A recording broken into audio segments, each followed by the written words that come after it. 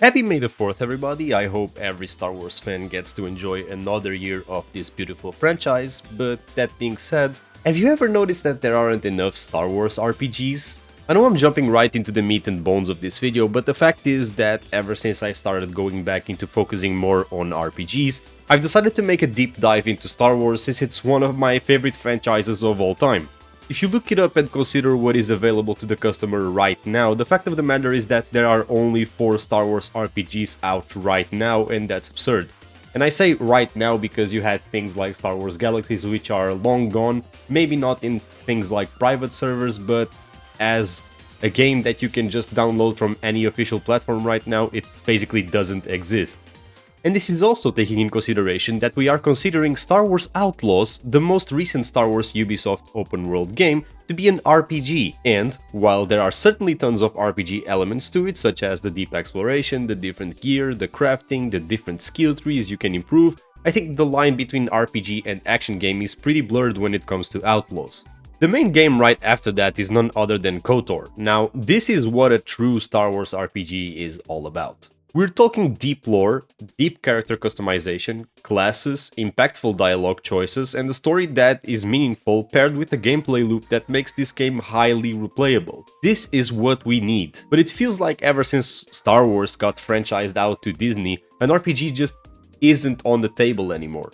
Speaking of KOTOR, we of course have KOTOR 2, which is also a good game, but the true question is, where is that KOTOR remake? We need some news about it. Come on, let's get that game back on the table. Jedi Fallen Order and Jedi Survivor are definitely not RPGs, so we can get those out of the way as they are full-on action-adventure games, which are pretty good games if I'd say so. I've beaten and platinumed them both. And last but not least, we have SWTOR.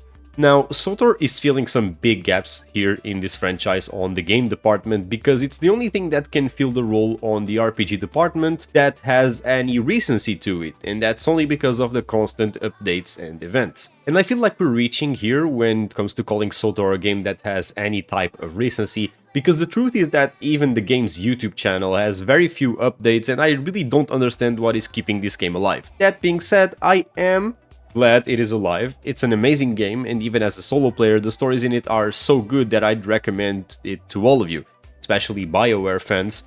You should try it as there are some pretty impactful things to experience on all fronts, high emphasis on the quality of the class campaigns as those completely slap. But overall, I feel like there's a complete gap. I mean, not even a gap, it's a black hole in the market that needs to be filled, and I'm not sure why that is. To contrast with everything I've said until now, there was indeed a recent showing of a Star Wars game called Star Wars Zero Company, and that looks very promising. If you don't know what Star Wars Zero Company is, it's going to basically be a Star Wars TRPG or tactical RPG that takes place during the Clone Wars and is made in collaboration between Respawn, Beat Reactor and Lucasfilms, which makes me believe, or at least want to believe, that it's going to have a good story.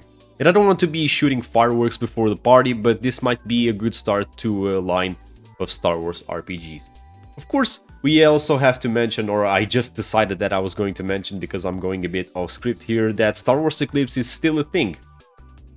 I am signed up to the newsletter on email and I haven't gotten a single notification since the day the game was announced, so take that with a grain of salt.